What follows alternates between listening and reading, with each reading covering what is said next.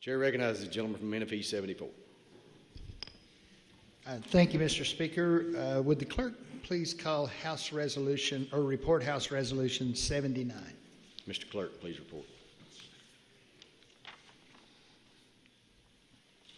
House Resolution 79, a resolution solemnly recognizing the 11th anniversary of the March 2nd, 2012 tornadoes and offering sincerest condolences to the families of the 22 Kentuckians who lost their lives as a result. Representative Hale. Gentleman from Menifee. Thank you, Mr. Speaker.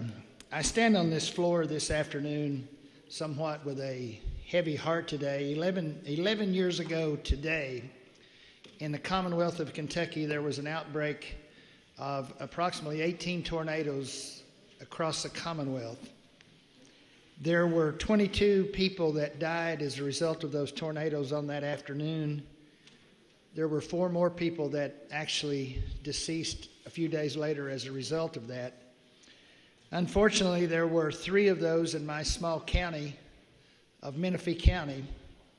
At approximately 5:30 in the afternoon, which is just a half an hour from right now, that afternoon, about just a few miles from my home, a tornado developed and went on a 34-mile path across Menifee County and Morgan County, killing 8 people that day. One other one died as a result of that 2 days later. There was another line of tornadoes that went through Laurel County, some in northern Kentucky's, Wolfe County, Magoffin, Johnson, and Martin. But in our area, we had never had a tornado. We had heard of them. We knew they were in areas of the state, but that day, I don't think people took note to the warnings that came. But we do now. Our communities all have tornado sirens. We have not had one since.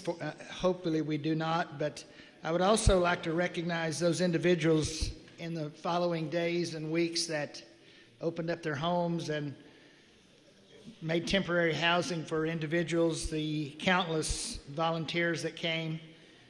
Of course, I know we had a deadly tornado here in Kentucky a little over a year ago, and the results of that was much more death and destruction as we had in the eastern part of the state.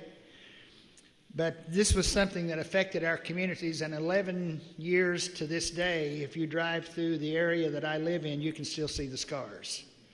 You can still see even buildings that were torn down during that time.